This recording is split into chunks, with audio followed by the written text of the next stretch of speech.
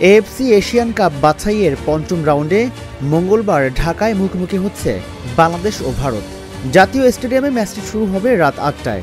যদিও দুই দল আগেই প্রতিযোগিতা থেকে ছিটকে গেছে, তবু মাঠের লড়াইয়ে যুদ্ধের আঁচ পাওয়া যাচ্ছে। ২০১৩ সালে বাংলাদেশের জার্সিতে অভিষেক হওয়ার পর থেকে এখন পর্যন্ত ৯২ ম্যাচ খেলেছে জামাল ভুঁইয়া। এর মধ্যে ভারতের বিপক্ষে খেলেছে ৬ ম্যাচ, কিন্তু এই ৬ ম্যাচের কোনোটিতেই জেতেনি বাংলাদেশ। এবার অন্তত সেই গেরো খুলতে চাইবেন বাংলাদেশের অধিনায়ক। জামালের চোখে এটাই বাংলাদেশের সবচেয়ে শক্তিশালী স্কোয়াড।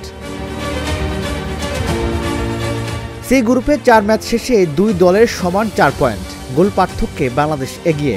ভারত গ্রুপে তলানিতে অবস্থান করছে। এই ম্যাচ শুধু পয়েন্ট ব্যবধান বাড়ানোর জন্য নয়, আত্মবিশ্বাস পুনরুদ্ধার এবং গৌরব অর্জনের জন্য গুরুত্বপূর্ণ।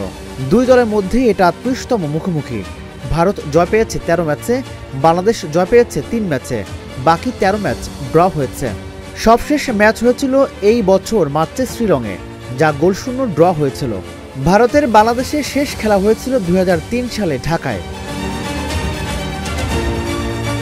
সেবার সাফ গোল্ড কাপে স্বাগতিকরা ২-১ গোলে জয়ী হয়েছিল। ২২ বছর পর ভারত প্রথমবার বাংলাদেশে খেলা মাঠে নামছে, যা লড়াইয়ে নতুন মাত্রা যোগ করছে। নিজেদের রক্ষণের দুর্বলতাও চোখে পড়ছে জামালদের। তবে ভারত আক্রমণাত্মক ফুটবল খেললে বাংলাদেশেও গোল করার সুযোগটা কাজে লাগাবে বলে মনে করেন বাংলাদেশের অধিনায়ক। বাংলাদেশের রাকিব দক্ষিণ এশিয়ার সবচেয়ে দ্রুতগতির খেলোয়াড়। তাকে যদি ঠিকমতো ব্যবহার করা যায়, তাহলে ভারতের রক্ষণ তছনছ হয়ে যেতে পারে। বাংলাদেশের খেলোয়াড়রা হয়তো নিজেদের ঘরের মাঠে সেরা পারফরমেন্স দেখিয়ে আত্মবিশ্বাস পুনরুদ্ধার করতে চাইবে। উভয় দলের কোচ এবং খেলোয়াড়রা জানিয়েছে এই ম্যাচের জন্য তারা পূর্ণ প্রস্তুতি নিয়েছে। যদিও প্রতিযোগিতার ফলাফলে চূড়ান্ত প্রভাব নেই, মাঠে তাদের লড়াই হবে সম্মানের জন্য। রাজিবুল ইসলাম, ঢাকা জার্নাল, ঢাকা।